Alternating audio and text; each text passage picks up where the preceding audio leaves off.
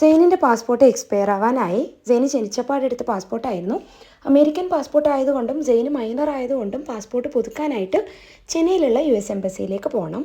അപ്പോൾ ഞാനും ഉപ്പാവും സെയിനും ഇപ്പോൾ കാസർഗോഡ് റെയിൽവേ സ്റ്റേഷനിൽ ട്രെയിന് വെയിറ്റ് ചെയ്യാണ്. ഞങ്ങൾ ട്രെയിന് വന്നിട്ടുണ്ട്, ഞങ്ങൾ ടിക്കറ്റ് റിസർവ് ചെയ്തിട്ടുണ്ട്. ബെഡ്ഷീറ്റ് കിട്ടിയപ്പം അത് സീൽ ചെയ്ത് കണ്ടപ്പോൾ ഹാപ്പിയായി. ക്ലീൻ ആയിട്ട് തന്നെ കിട്ടി.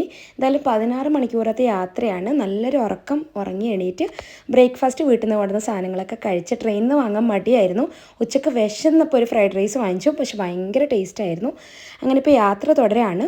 16 മണിക്കൂറത്തെ നീണ്ട യാത്രയ്ക്ക് ശേഷം ഇപ്പോൾ ചെന്നൈയിൽ എത്തിയിട്ടുണ്ട്. ഭയങ്കര തിരക്കുള്ള സ്റ്റേഷനായിരുന്നു.